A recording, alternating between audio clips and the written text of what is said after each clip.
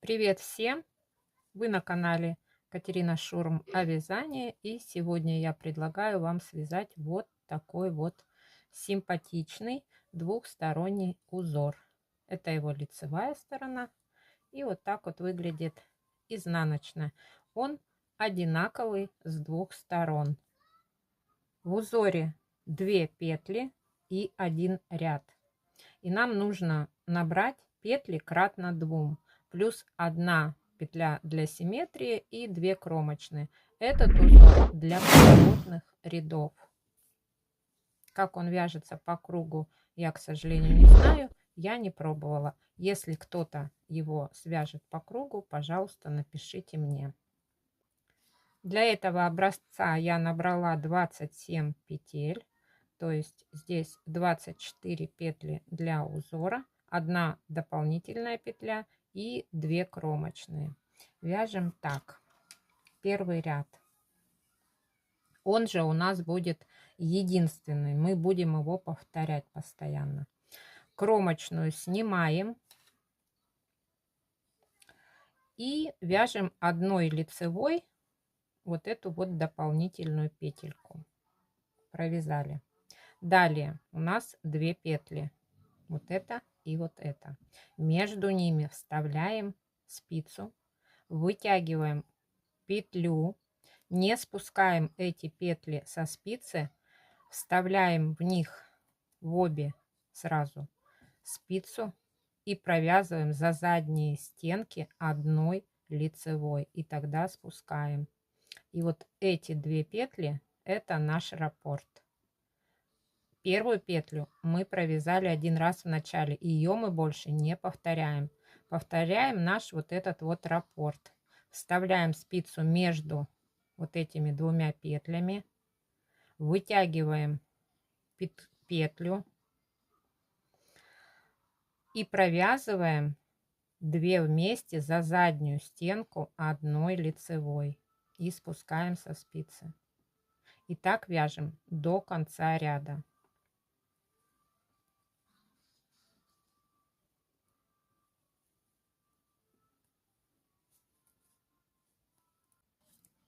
В конце у нас остается 3 петли, то есть эти 2 петли мы провязываем как раппорт, вставляем спицу между петлями, вытягиваем петлю и провязываем 2 вместе одной лицевой и спускаем со спицы.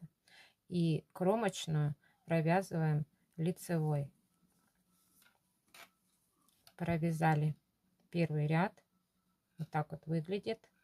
Переворачиваем и вяжем опять этот ряд, но уже с другой стороны. Кромочную снимаем, провязываем первую петлю лицевой, это петля для симметрии.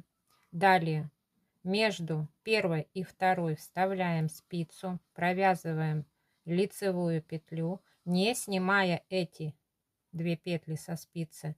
Далее спицу вставляем в эти 2 петли и провязываем одной лицевой и спускаем со спицы раппорт. И так мы провязываем до конца ряда, точно так же, как вязали и вот предыдущий ряд.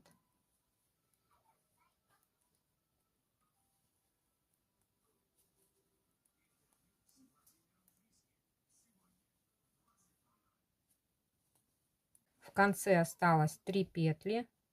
Также провязываем между петлями, вытягиваем петлю.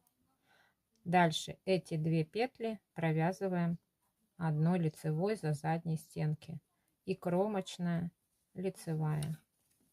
Провязали с изнаночной стороны. И теперь, провязывая этот один единственный ряд в лицевом и в изнаночном ряду, у вас получится вот такой симпатичный, несложный, плотный узор, который не стягивается, не сворачивается. То есть вы набрали петли и можете сразу же приступать к вязанию этого узора. Отлично подойдет для вязания каких-то теплых вещей. обновочек на осень и на зиму. Подходит для взрослых и детей, а также можно этим узором связать любые аксессуары. Свой образец я вязала из пряжи подмосковная кроха спицами номер 3,25. На сегодня МК закончен. Если вам нравится, подписывайтесь, нажимайте на колокольчик, чтобы не пропустить выхода новых мастер-классов на моем канале. Желаю вам приятного вязания, берегите себя и своих близких. И жду вас на моем канале. Всем пока-пока.